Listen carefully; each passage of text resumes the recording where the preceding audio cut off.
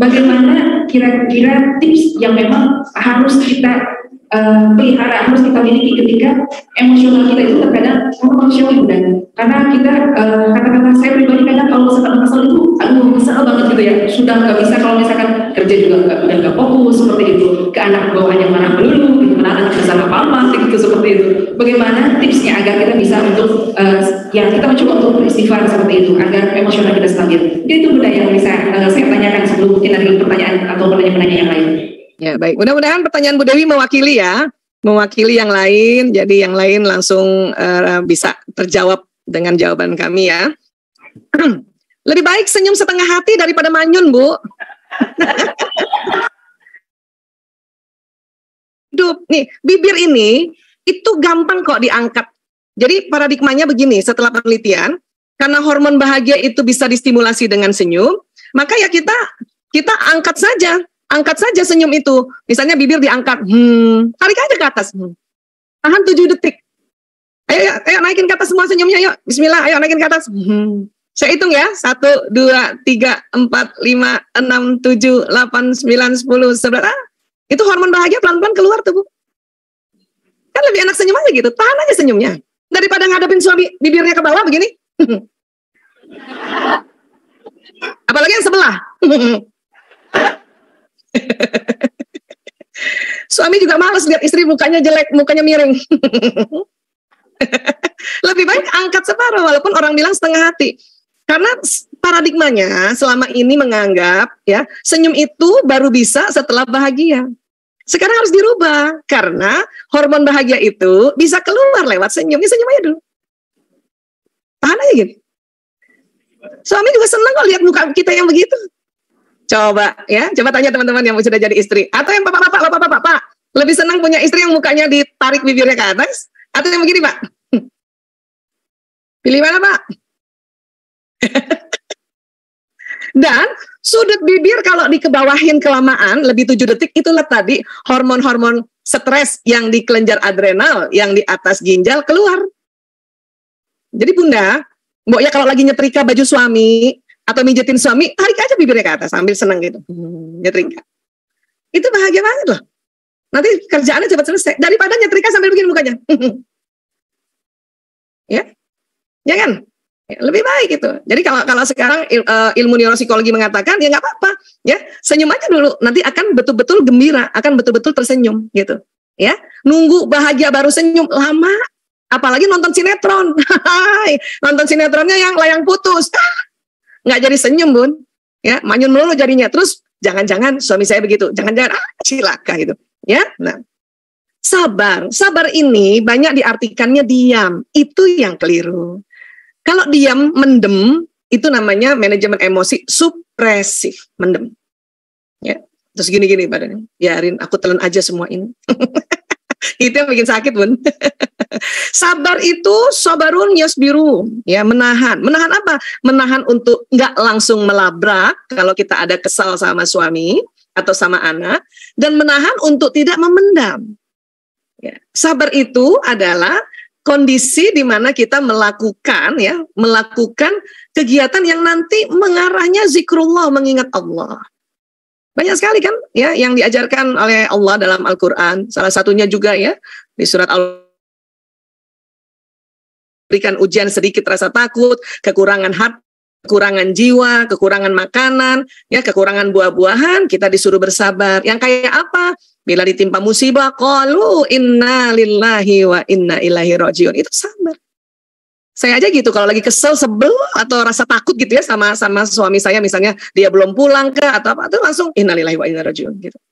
Atau anak-anak misalnya kok belum pulang ya, udah janjinya jam 11 malam kan belum pulang, ada rasa takut kan? Sedikit rasa takut. Inna lillahi wa inna ilaihi rajiun.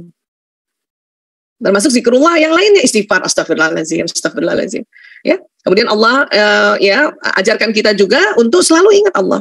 Kemudian jadikan sabar dan sholat sebagai penolongmu. Itu tips yang dahsyat itu.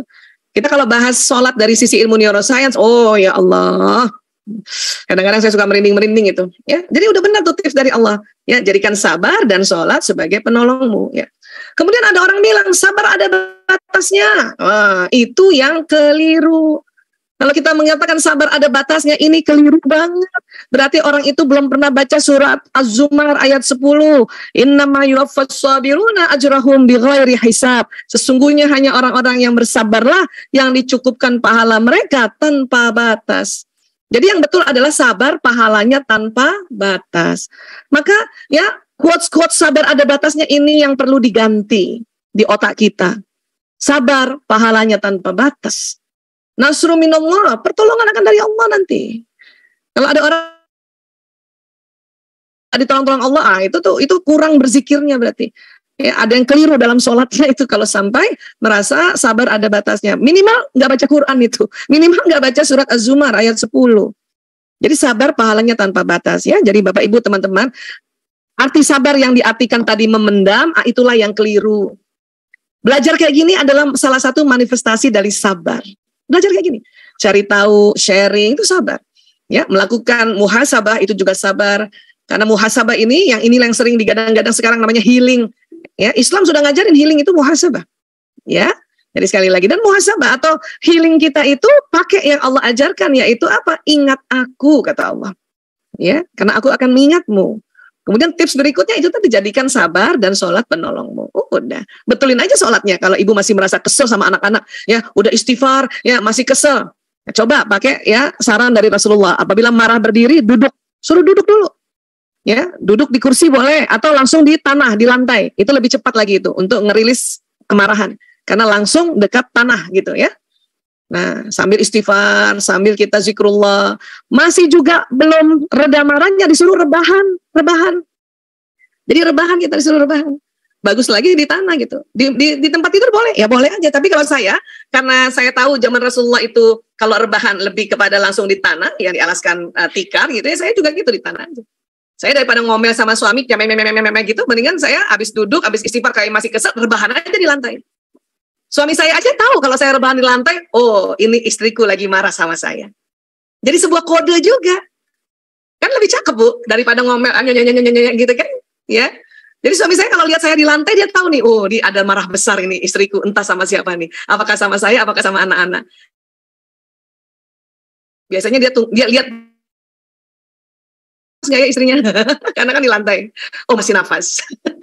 Terus habis itu, ya dia tungguin. Karena saya kalau udah rebahan di lantai istighfar perbanyak, udah enak, pas saya bangun saya udah bisa senyum lagi. Ayah udah datang. Nah, suami saya langsung lega, aman. Dia nggak merepet sama saya. Nah, cara-cara inilah yang disebut teknik healing. Islam banyak mengajarkan teknik healing. Itulah makanya mengapa baca lagi, belajar lagi, baca lagi. Gimana sih teknik healing yang dilakukan Rasulullah, yang diajarkan? Pasti disuruh duduk ke bawah. Ya. Bahkan perang-perang pada saat Rasulullah perang, ya, pada saat tahu pasukannya ada ketakutan, suruh duduk di bawah, gitu, ya. Jadi sekali lagi memang kita perlu belajar dan apa yang sudah Islam ajarkan dan saya yakin Bapak Ibu teman-teman sudah lakukan, yaitu sabar dan sholat, lakukan aja, lakukan, perkuat, ya, sholatnya lebih tumaknina, lebih khusyuk, itu insya Allah, itulah tipsnya, yang nggak ada yang bisa ya gantikan itu sabar dan sholat tadi. Ya, wallahu a'lam bishawab. Insyaallah apa yang saya sudah bahas ini, mudah-mudahan ada yang mirip-mirip pertanyaannya bisa dijawab. Kalaupun ada yang berbeda pertanyaannya, saya doakan insyaallah terjawab secara bil hikmah insyaallah dalam kehidupan sehari-hari ya. Demikian